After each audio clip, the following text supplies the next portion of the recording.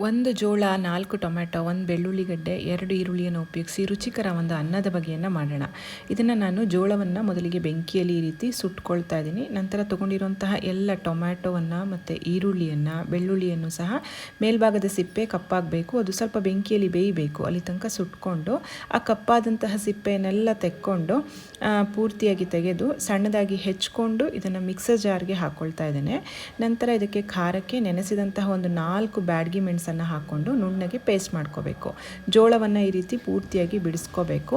ಬಾಣಲೆಗೆ 1 ಚಮಚ ಎಣ್ಣೆಯನ್ನು ಹಾಕಿ ಸುಟ್ಟಂತಹ ಜೋಳವನ್ನು ಹಾಕ್ಕೊಂಡು ಒಂದು 2 ನಿಮಿಷ ಹುರ್ಕೊಳ್ಳಿ. ಅದು ಉಬ್ಬಿ ಬರುತ್ತೆ, ಗೊತ್ತಾಗುತ್ತೆ, ಅಲ್ಲಿ ತನಕ ಹುರ್ಕೊಂಡು ರುಬ್ಬಿರೋಂತಹ ಮಸಾಲೆಯನ್ನು ಹಾಕಿ ಚೆನ್ನಾಗಿ ಹಸಿ ವಾಸನೆ ಹೋಗೋ ತನಕ ಮಿಕ್ಸ್ ಮಾಡಿಕೊಂಡು 1 ಕಪ್ಪಿನಷ್ಟು ಅನ್ನವನ್ನು ಉದುರುದ್ರಾಗಿ ಮಾಡಿಟ್ಕೊಂಡಿದ್ದೇನೆ, ಅದನ್ನು ಹಾಕಿ ರುಚಿಗೆ ತಕ್ಕಷ್ಟು ಉಪ್ಪನ್ನು ಹಾಕಿ ಸಣ್ಣದಾಗಿ ಹೆಚ್ಚಿರೋ ಕೊತ್ತಂಬರಿ ಸೊಪ್ಪನ್ನು ಹಾಕಿ ಮಿಕ್ಸ್ ಮಾಡಿದ್ರೆ ರುಚಿಯಾಗಿರುವಂತಹ ಸ್ಮೋಕ್ಡ್ ಕಾರ್ನ್ ರೈಸ್ ರೆಡಿ ಆಗುತ್ತೆ.